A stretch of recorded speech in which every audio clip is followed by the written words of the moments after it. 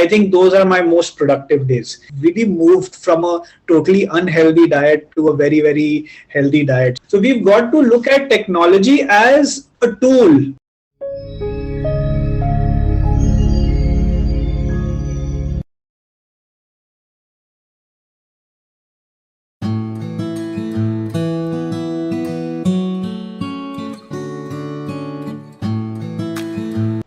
Hello and a very warm welcome to Great Principles. I am Seema Choria.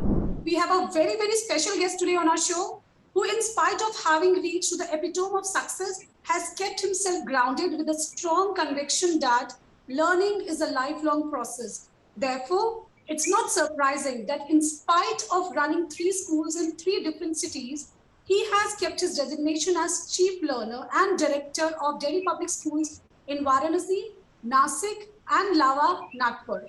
Mr. Siddharth Rajgarhia did his master's degree from the University of Strathclyde in Business Management and has also done specialized courses on leading schools and leading people from Harvard Business School online.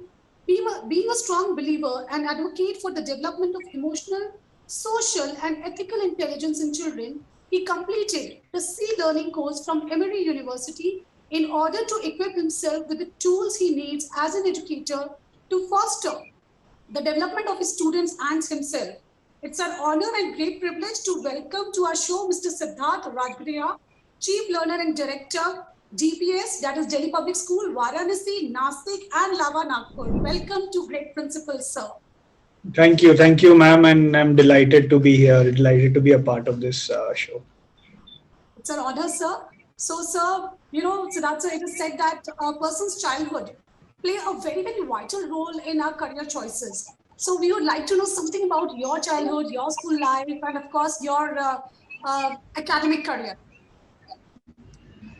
So I've been into various schools. As a child, I was a part of various schools. I was brought up in Varanasi, and then I went on to study at the Chinmaya International Residential School in Coimbatore.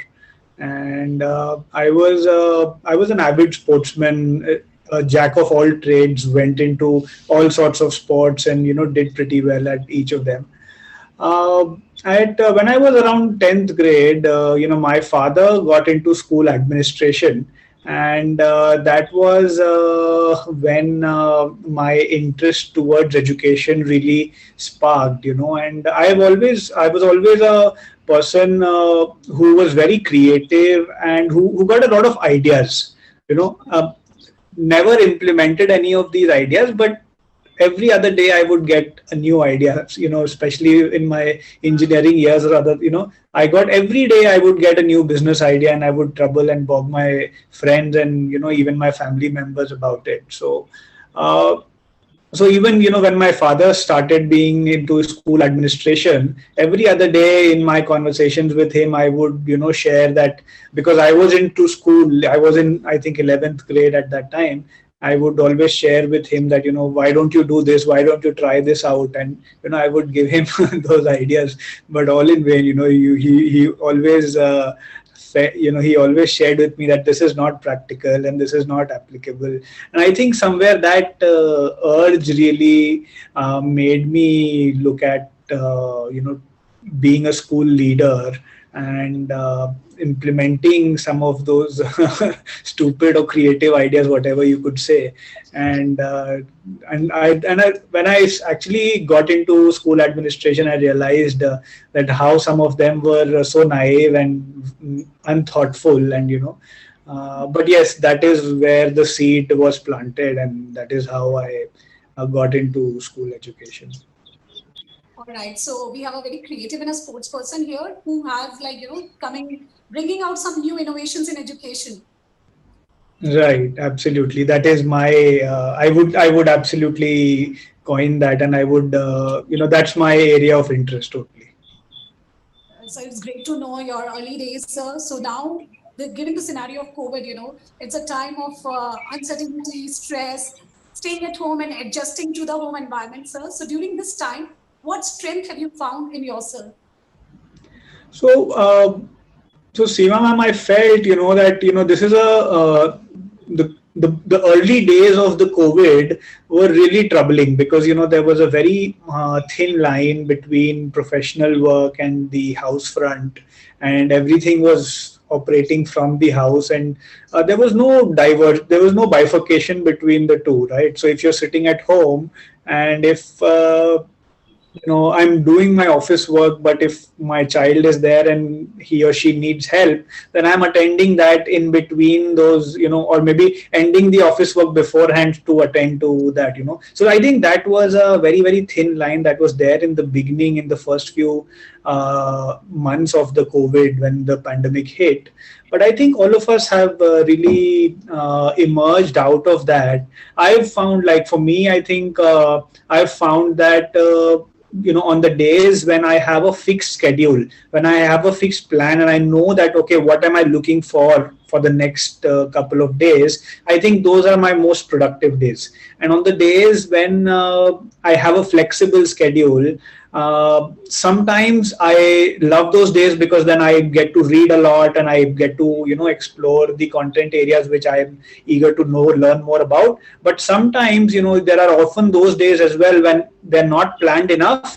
I sometimes tend to waste those days. So or maybe do not utilize that time as fruitful as I might have utilized if it was totally packed. So I have really seen that planning your day well, and especially using the technology to plan your day well, has been very, very fruitful for me. Especially, and also throughout the pandemic, I would say I've really utilized the power of meditation, mindfulness. I'm a avid practitioner of mindfulness. I sit down for an half an hour, 1 hour meditation. I try and sit down for a half an hour, 1 hour meditation every day, and I found that has brought in a lot of calmness to me. That has brought in a lot of straightforward thinking in these turbulent times for me. I've been I try to practice regularly a lot of yoga practices, and have a healthy diet. I've really over the pandemic, it's something that really happened good for me, is I've really have to work on my diet, and I've really moved from a totally unhealthy diet to a very, very healthy diet. So that's really helped me through the pandemic. Yes. So pandemic made you a better version of yourself. It improved your diet. It taught you mindfulness and helped you to meditate. I was into meditation and mindfulness before that, but yes, the diet happened through the pandemic. The diet did happen through the pandemic. Being all the hotels and all, everything closed, we automatically switched. Yes, and actually, what I'll just share, what actually happened was, in the early days of the pandemic, I developed a severe skin allergy. And because of the allergy, I had to look within, and because I had taken a lot of medication and none of it worked really. So because of that, I wasn't able to walk for about 15-20 days. Now, because there was no other option that I had tried allopathy. I was on homeopathic medicines, but it wasn't working. So that was when I had to, figure out that, okay, there's something wrong with my diet that is not helping, and that is, causing this to become irritant regularly. And that's how I had to figure out and, chuck out one things from my, one unhealthy stuff from my diet. And finally I had a nice, so I'm a lot on veggies, a lot on juices now. So I think that's really helping me. Wonderful. So like pandemic transformed education, it transformed Sir's diet also. Great. So going ahead, sir, now we would like to ask you about, the Delhi Public School, the DPS, it's a brand. What is your opinion about this brand school, and what is the philosophy of the school, how it positions itself as a unique school of the country? So, DPS, the first DPS started in the early years of 1941, and DPS is a legacy school. DPS brings along with it a lot of experience into the teaching learning process. DPS has taught us, that how a legacy is actually made and how year on year you can deliver quality education. I've always felt that service before self, the motto of the school, has always played a pivotal role in whatever we've done. We've always looked at the child as our center of effort in whatever we've done. We've always looked at providing the best quality, putting forward the best quality step for the children. And I think the pandemic again brought, really all of us at the school, at our three campuses especially, I would say that all the teaching faculty and all the admin people as well, really lived up to this motto of service before self. They put themselves out there in a lot of difficult times and made sure that the learning for the children was not hampered. And I feel that, without without this as being our core motto and the value that we live for at Delhi public schools, I think it would have been really difficult if we did not have this sort of a culture wherein we have to, we all believe and there's a shared understanding that all of us together have to, before our needs, we've got to put the needs of the children, we've got to put the needs of the families that we are serving, we've got to put their needs before what we require. And I think that that one belief, that one thought really made all of us at Delhi public schools work tirelessly, in the first, I would say, first 3-4 months of when the pandemic hit, because it was a big learning curve. It was a big learning curve for everybody, and I'm really, really happy with the kind of efforts the teachers put and the kind of hours they put. They were totally dedicated with the work. And today, all those efforts that we had put that day, those first days, and even regularly, we've never stopped learning, right? So those are shown today in the way children are learning, in the way children are sticking to our online classes, the attendance that we can see, the responses that we get from parents. It's really heartwarming, and I'm sure all the teachers are also appreciating their own efforts that they've put in. For they had to really unlearn and relearn overnight. So I think that was a tremendous job. It was, I believe, only a resilient organization can put something of that sort, and we were able to do that. And hats off to our teachers to be able to, being so resilient in very, very difficult times. We've also had cases that there's someone whose family members is down with COVID and maybe in the next room, and still the teacher is on the online class and putting in those hours. So hats off to the teaching community, I think, across the country. Absolutely, sir. Pandemic actually made us realize that there is one more unsung hero, and that is a teacher. And often we forget to, pay them the tribute for the hard work they put in.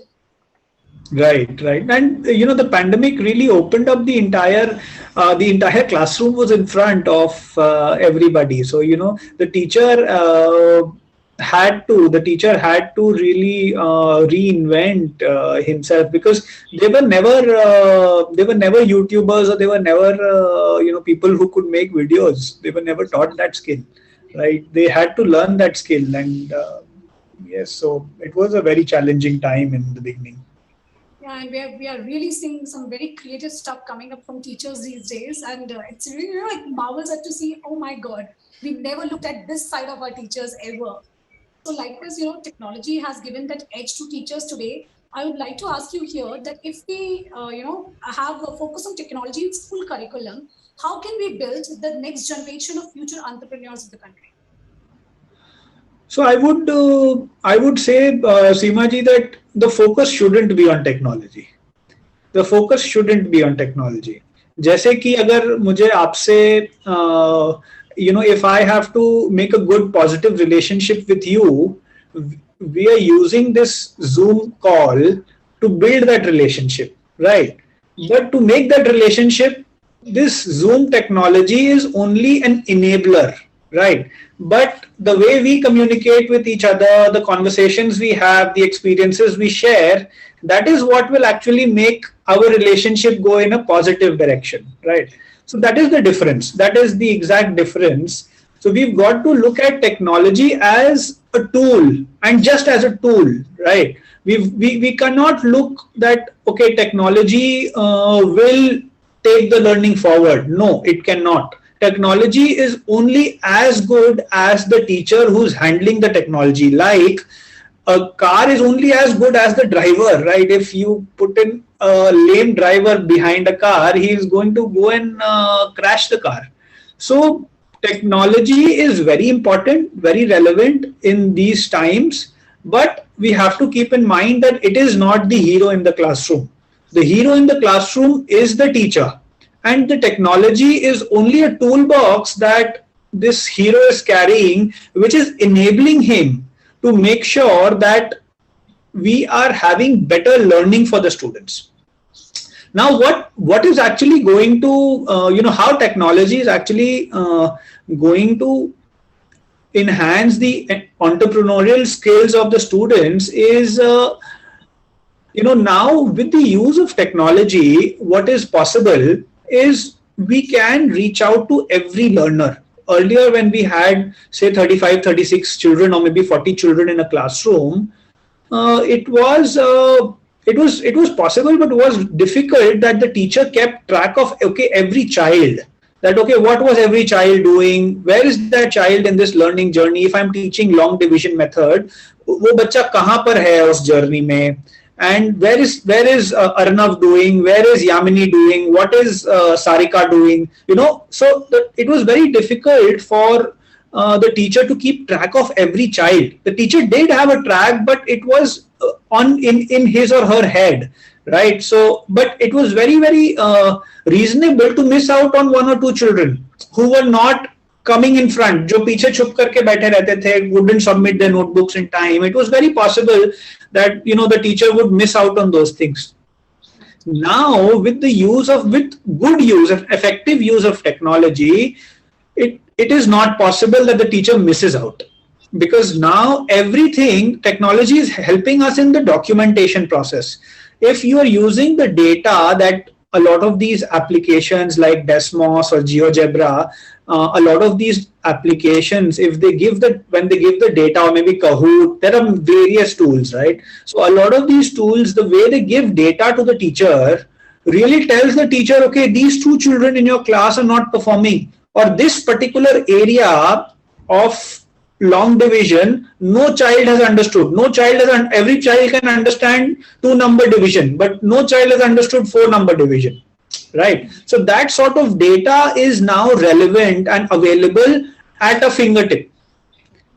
Right. So that is available for the teacher. So now the teacher, while taking a class, can just open that data and see the graphical analysis of that, and then use that analysis to cater to the needs of the students.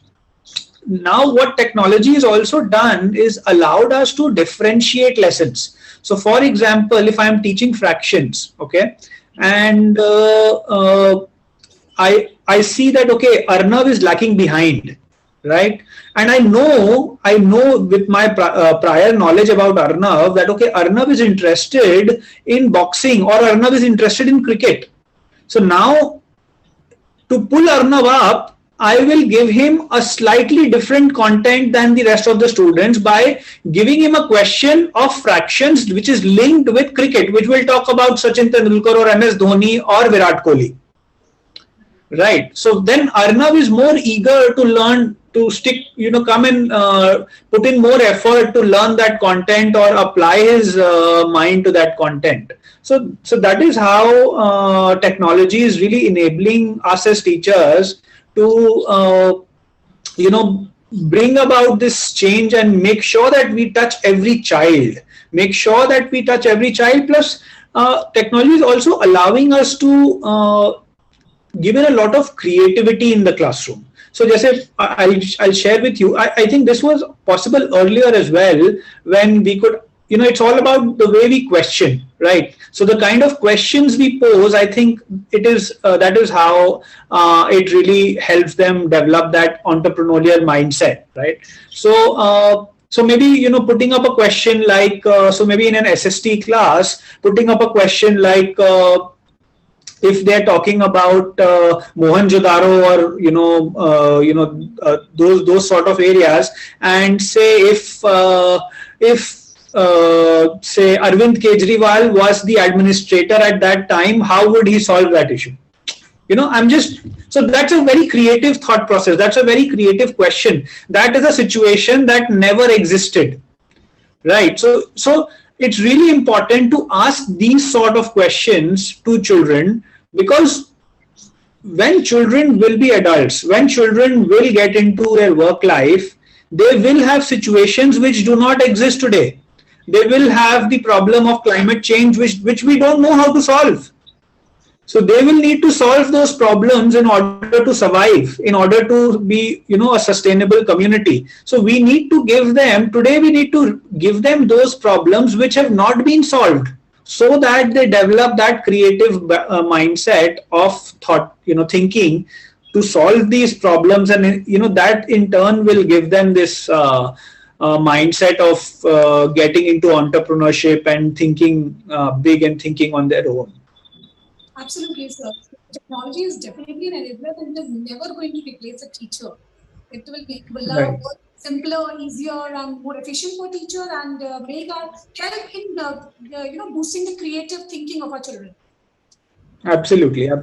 So the teachers who use technology well will do great, and the teachers who do not use technology well, or don't understand technology, or have a fixed mindset towards technology, I think they're going to really face the challenge, and they're really going to go out of.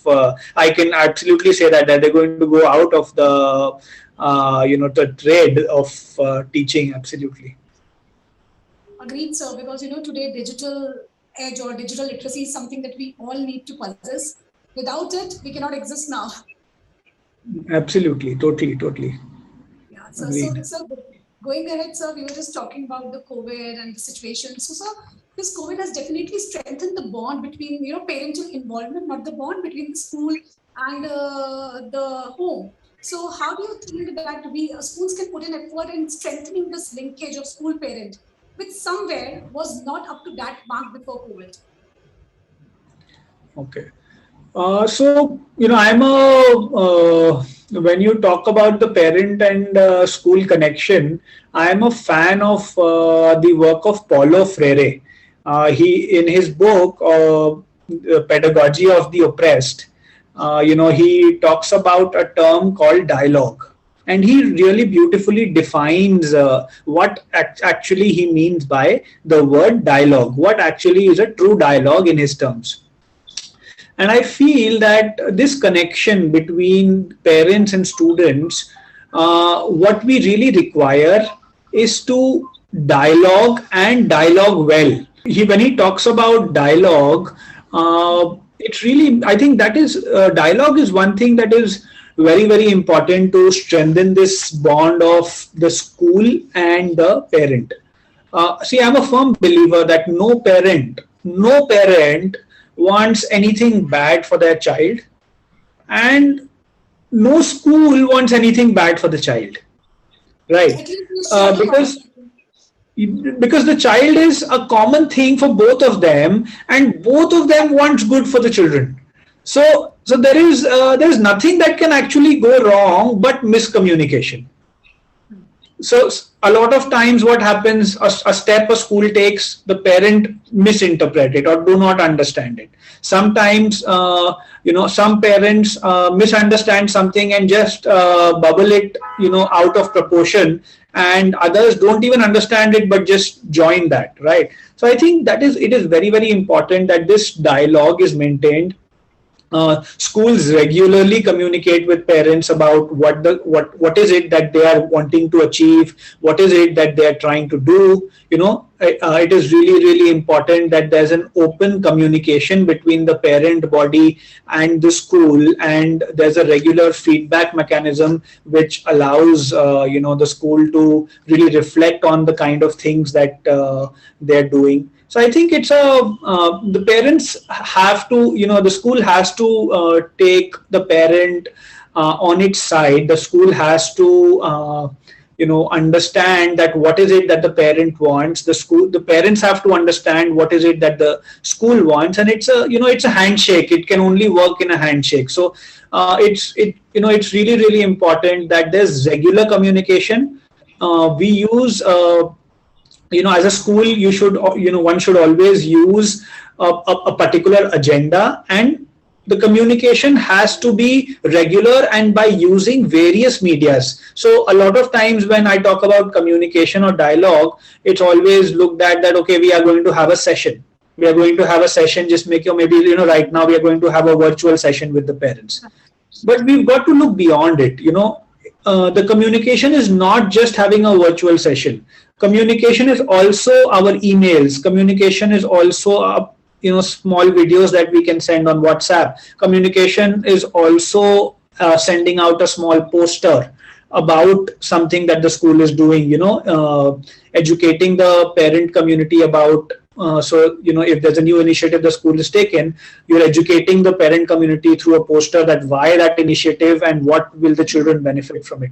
So I think, we've got to really strengthen the communication between the school and the parents, and we've got to look at communication as a multifaceted thing rather than just, okay, हमने साल में 3 बार या 4 बार PTM कर लिया है, एक बार parent orientation कर लिया, and that's it. I think we've got to look at it way beyond that, and we've got to utilize every opportunity to communicate well with the parent body. I think that is very important. And good schools have done it far before the pandemic as well. I totally believe that good communication is the key to a strong relationship here. So I think totally agree with this, because a small gesture taken by the My Child School, sending a personalized video for my daughter's birthday, make me feel so special that, school cares so much about it, and, taking care of the small needs of children and informing parents, okay, pandemic's there, this is what you're supposed to do. So definitely a big strategy step by the school that can be taken is to keep a regular open line of communication, and this is what is all needed to strengthen this bond. Yes, regular open line of communication plus using various, I think I would reiterate this because this is, I think, the most important thing that, you have to make sure that you use various medias of communication. Right now with the technology, it's really important to do that, because when you have a virtual session, right? So maybe, in a class of 100 students, maybe 40 children's parents could not attend. So you've got to break the same orientation into smaller videos or into an email, into poster, and send it out to them at regular intervals so that someone who missed out also can look at that poster or a small video and get at least a gist of what the school is trying to communicate. I think that is very important. Absolutely, sir. So, sir, now, sir, going ahead, I purposely didn't talk about any of your achievements in the introduction, sir, because it would be good to know from you. You have a long, journey of studying into various universities. So what are the achievements or accomplishments, I would say, that make you feel proud? So there've been various, recognitions, but, if you would say that, okay, what is one of them that would, make me really proud of what I am today? I would say that, when I got into school administration, I was more of an administrator. I never got into academics into such detail. And, over the years, I felt that, okay, I did not get a lot of my answers. When I was struggling with improving the quality of education in the school, I always failed to get my answers, okay, that this should be done. And we always were look a step back, okay, at what needs to be done further, right? So I think that urge really made me to move from being into core administration to actually being a learner, and moving into the academic side of things, understanding, having a more detailed understanding of the school. And when I made that shift of being a learner and getting into academics alongside the administration that I was involved with, I think that was a big achievement for me. And today, I don't get excited by any third party recognitions, or any of that, because that's available in plenty today. But what really excites me, that at the end of the day, when I get to my bed, if I'm able to list out a couple of things that I learned today, I think that is what really tells me that, okay, I had a good day today, and I have a good peaceful sleep after that. So I think making sure that every day is a learning day for me, and every day I learn at least one thing that I did not know before. I think that is one accomplishment that I would love to have every day. It's so wonderful to know, keeping yourself so humble that you are always open for learning. And this is what you count every night also. So that's really something very different and unique about you, sir. People are like, I actually know a lot, and I can just transfer my learnings and transfer my knowledge. But knowing someone who believes in attaining knowledge and learning more is something really special for me. Yeah, I think it is important. I think somewhere we've really misunderstood what is the purpose of schooling, what is the purpose of education as well. So I am a core believer that if I've asked a lot of parents this question, that why do you send your children to school? क्यों भेजते हो आप school? And most of the parents have replied to this by saying that क्योंकि सब भेजते हैं इसलिए मैं भी भेजता हूँ. So really, I think it's time that we really rethink कि हम क्यों भेज रहे हैं? Why are we sending our children to school? And I think it is this a trait of lifelong learning. I think this is the most important trait that school needs to develop in every child because once you have this trait, there's no there's no time in your lifetime that you will really feel bogged down on. You will always, any situation, you will know how to get around it. You might have to struggle a bit, and struggle is really, really important for the learning to happen. So you will definitely have to struggle, but you will eventually find a way around it, and that is what growth mindset is all about. So yes. Yeah, sir. Very rightly said. And today I truly understood why you call yourself a chief learner. So, sir, on this note, we reached to the very interesting segment of the show, which is called Rapid Fire Round. You have to answer in one word only. Right? So here goes the first question. Describe your leadership style in one word. So I'm a fan of this author Keith Farazi, and I would definitely love to lead without authority, and I think that is a leadership style that I would love to imbibe. All right. How many years of teaching experience should a principal have? I would, I would say so. I wouldn't say that any number of years is necessary, but I think what is really required to be a school principal, the prerequisite to be a school principal is that someone should have at least some experience of all the areas of the school. So you starting from pre-primary till grade 12 should have at least some experience in all of these areas, and also have some managerial roles within the school. So maybe like an head of department or a coordinator or an activities in charge. So definitely these small little managerial roles really make you move towards that principal role. Plus I think the attitude the attitude is key here. For me, I think the attitude is key in a principal, because if someone is a go-getter and is always with a school principal needs to be a positive person. You cannot have, you cannot be using a no, this cannot be done in every sentence that you use. So I think the attitude and some experience. I wouldn't say a number of years, because you can have someone 30 years experience into teaching but still cannot become a good principal, and you can have someone just 3 years into teaching and can be a great principal. So I wouldn't coin that. So wonderfully answered this question. This has been like a hot topic between us. Like, how many years of experience and why is teaching necessary? So to get the understanding of each and every area, because principal's role is varied. He is involved in each and every aspect of the school. So he needs to have leadership qualities also. He needs to have teaching experience, academic, finance, everything. Even at times he's required to have marketing skills. Yeah. So to me, I think the key trait to a school principal is attitude. I think that is the most important trait that you should be looking for in a school principal. Absolutely. So going ahead, do academic marks matter in life? No, I think as a society we've got it like totally. We've missed the arrow and it's gone and hit a different target completely.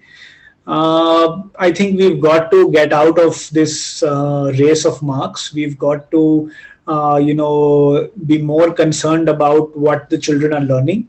We've got to look at various ways of assessment. The National Education Policy also talks about having different ways of assessment, using portfolios, using more of formative assessment. We're doing a lot of work on that. We've been doing a lot of work on that in our schools. In the way we assess children, especially formatively, and in smaller chunks as well. So I think that is very, very important. We need to, it'll only happen if our higher education institutes do not value marks as much. And I think that change has started. A lot of these deemed universities now, like the Ashoka University and, the Rishihood University, and there are various others now. A lot of them are opening up the doors to taking children on portfolio assessment rather than just. And this year what happened with the 12th board marks, children were assessed on a very random scale that was shared by the CBSE. So it's really, really important that we move out of the marks race and we actually concentrate on learning. Right, sir. So going ahead, sir, the last question of this segment. Of the two, which is more important, having talent or working hard? I think having talent is a myth. To me, having talent is a myth. There has not been a single person who's had talent and not worked hard and done wonders. And everybody has had to work hard. And I think that is very, very important. And I think that is where the science of the growth and the fixed mindset also comes in. And the research of Dr. Carol Dweck talks about how we can really set up our children for success. And what do we communicate? So what should we communicate with our children so that they can do better? So maybe if a child did so well in a test, and the parent can say that, okay, you're a brilliant child. This was so easy for you, right? So this is something that, if you communicate this, you're actually setting your child up to have a fixed mindset, because next time when he can't do this, he will feel that, acha, main brilliant nahi hu, because main nahi kar sakta. Rather, if the child was able to do the test flawlessly and the parent comes and communicates to the child, so this was so easy for you, I think we should find something more challenging for you. So you see that shift between the communication, the language that the parent is now using. I think that is very, very important, because once we are able to shift this communication language with the child through the parents and the teachers as well in the classroom, only then we will set up our children for success. Otherwise, we are always telling them, okay, you can do this and you can't do this. We are never telling them, okay, if you work hard, if you change your strategy, you can be good at something. right? So I think that is really important.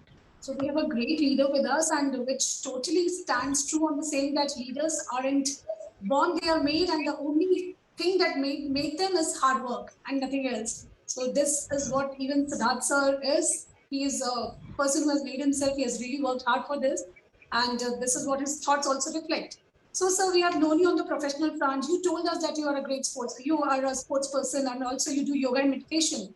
And still, sir, are there any hidden parts which we don't know that what you do when you're not working and what sports or hobbies you're involved and how do they help you? I love reading. I love reading, and cooking is also something that I really enjoy. So you can often, on a Sunday afternoon, I would definitely get into the kitchen sometimes and would love to prepare a meal. So yes, cooking is something that that really eases me off at times. So very versatile person we have here. He's very good at sports. He reads a lot. He cooks. He does yoga. He believes himself in keeping fit, and now he is even having a healthy diet plan. So, so this was about Siddharth sir's, the personal part. So now going ahead, sir, now we have reached to the last question of the show, which is also called the viewer's choice question.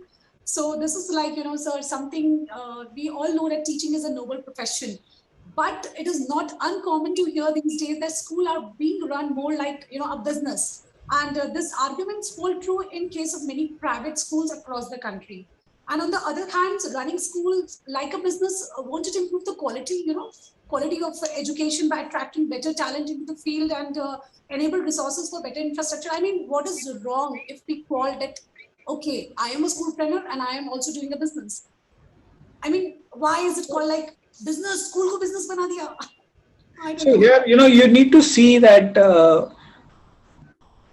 the word business here and the meaning with which it's being associated. The word business is a very neutral word. It doesn't say that अच्छा ये अच्छा है या खराब है. It's a word.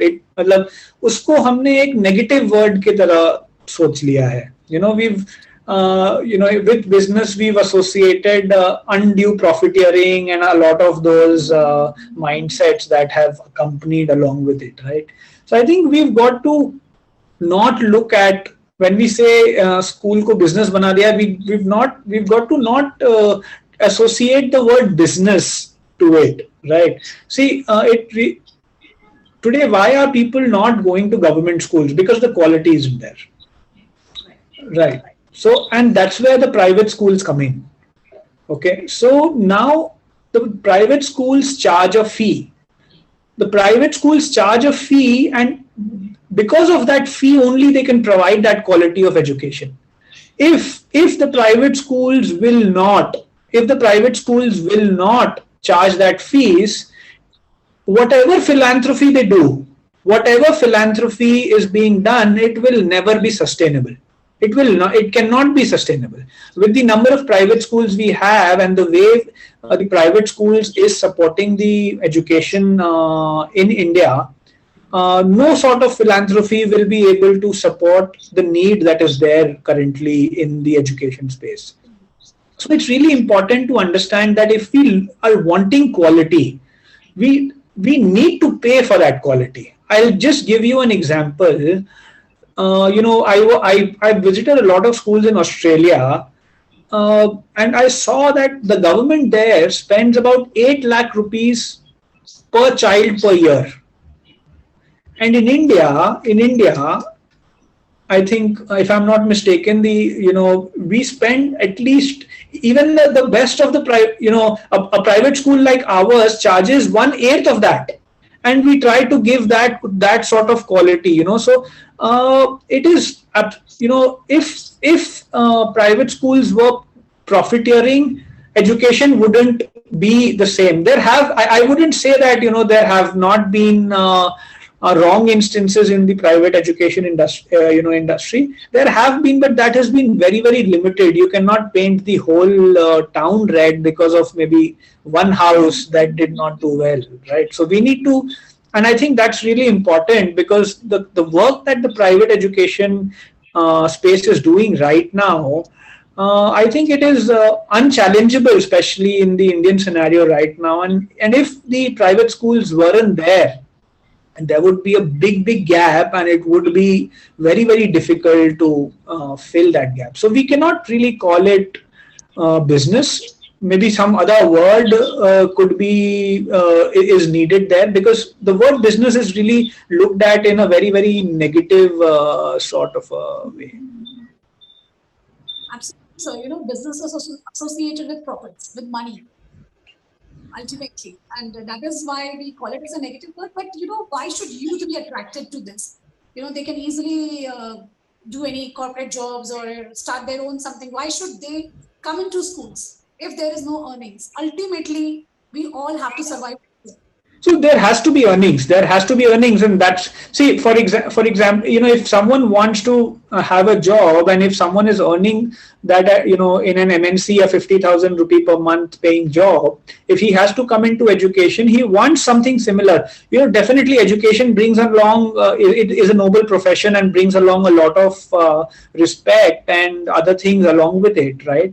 But for his household to run, and for us to attract that kind of a talent, because we have to provide quality education to children, we need to give him a similar kind of a pay scale. And for that, it's, parents need to pay that money. Otherwise, if private schools wouldn't give that quality, no parent would come to private schools. We would go to government schools, right? And we're not in government schools because everybody knows what's the situation, and why people come to private schools, right? So I think that is really important. We can't judge everything with the same screen.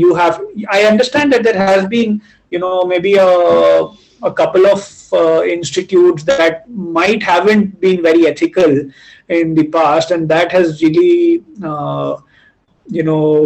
had the effect on everybody else. So I think that's really important, that you've got to look at everybody with a different screen, and you cannot have the same glasses for everybody. Right, sir. Very rightly said here, sir.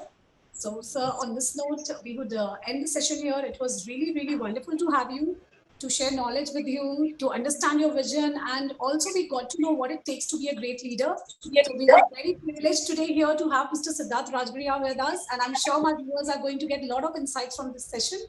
So thank you so much, sir, for your time, and we are truly privileged to have you. Thank you, Seema ji. It was great to be here. Thank you.